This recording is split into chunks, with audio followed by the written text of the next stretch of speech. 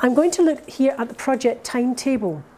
And the project timetable, you will see, is in 2 phases. We've done this because we know that, especially in the Central Belt, there are large numbers of pupils involved. When I've done the training sessions in the Outer Isles and in Highland, these large numbers aren't there, so it wasn't so much the same sort of issue. So phase 1 would be May and June of this session for primary 7 pupils only. And phase 2, from October to December, would be primary 3 to primary 6. We're going to take a look at the actual pack now. Well, the first thing you'll come across is the Gaelic, which you want to take out just now, and that's the very first one before any coloured, the red section.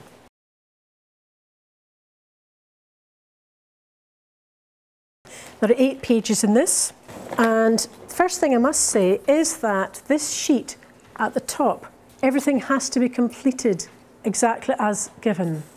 If any sheets are returned and they don't have, for instance, a date of birth, or they don't put the date the test was administered, I'm afraid we just have to shred it because it's not useful to us. The whole point of having a standardised assessment is that we know exactly how old that child was in years and months when they sit the assessment.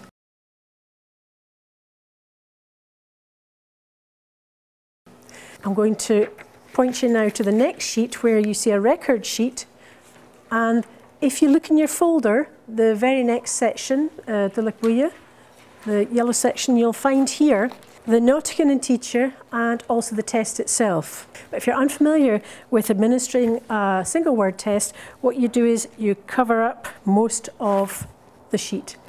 The reason we do that is, A, that can be really mentally quite daunting for somebody, especially if they aren't good at reading, and B, it's the visual aspect. So you're much better off covering up the first section, and I ask the child just to move down as they move from row to row. It also ensures they're not going to skip a row. The assessment continues until a child makes 10 consecutive errors, and then you can take a sheet away and ask if they can read any other word here. Okay? The reason we've picked the single word test, it was, as I mentioned earlier, one of the very initial tests of reading assessment. And it can indicate ability to recognise a word that is phonologically regular. In other words, they can decode the word. So that tells you information about their ability to read regular words. But it also supports sight vocabulary. That's all the sort of common words where there's no decoding or breaking down of words.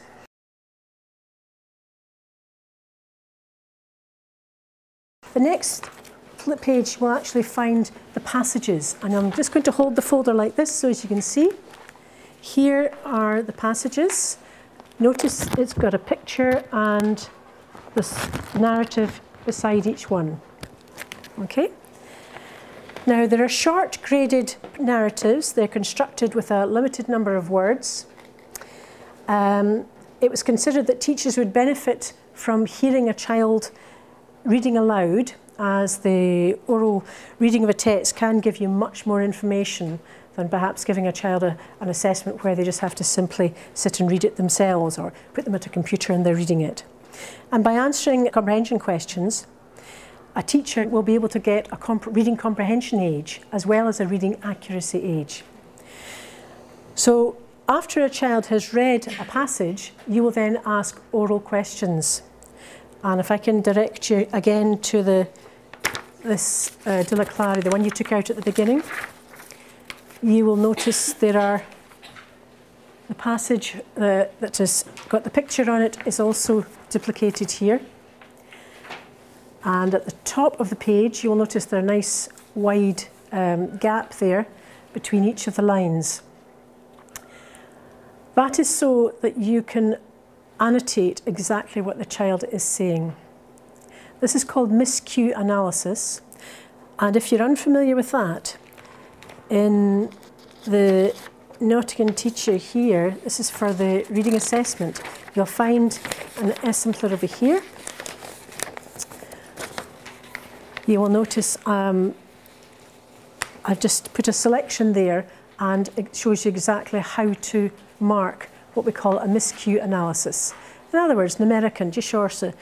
What have we got? Mispronunciation, náfángalach, substitution, riachtathug, obbug, if they're refusing to say a word. Lesahug, they might put in an extra word or another part of a word, shachkanin instead of shachkan. Germid, omission of a word, if they just miss something out completely. Tarliterhug, reversal of letters, na, erson, an, that sort of thing. Now, I know this will be those who are in support for learning will be very familiar with doing a miscue analysis. And I do know that classroom teachers on the whole don't really do this. But if, in the first place, if you could write down on the assessment sheet exactly what a child reads, that's the important bit. If you write down what the child reads. And I know I did have somebody say to me in one of the training sessions that they didn't feel confident enough to actually annotate the miscue analysis to make sure what was going to be a mispronunciation as opposed to a reversal. You could leave that blank if you really weren't sure. If you total the errors and put it at the end here, that then is transferred to the front cover in the bit American leave there. Okay? So it's just the number of errors. That's in the reading. The Scoruksha, we have got questions. As soon as a child has read a passage, then you're going to ask them questions about what they've read. They can refer back to the passage. In fact, you're encouraging them to look back. This is not a test of memory.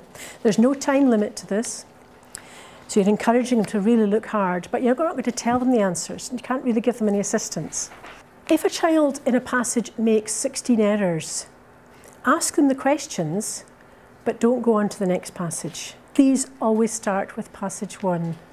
Always start with passage 1 and carry on until they have made 16 errors or more. For a correct answer, you just circle in Nyoni Hanilis. Okay, so that's fairly straightforward there. Put the total number they've got for the Scoruksha and transfer that again to the front. Okay, so the questions tap into the pupils' use of all contextual cues, and you'll see the narratives and were developed and images designed with children in mind. The pictures accompanying each passage are designed to set the scene rather than offer accurate details from the narrative. So we thought engaging topics with carefully selected images might appeal to the reader. And I think it was Storland suggested we use photographs rather than cartoon characters. So we did. There are actually 3 different versions, 3 what we call parallel tests, and they'll be standardised with all children of the same age.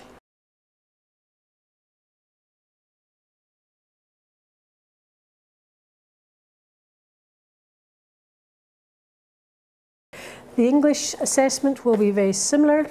We've picked one that is quite similar in the presentation. So a picture, a passage, and you will write the miscue analysis, and there are questions on what they've read. So in a very similar way.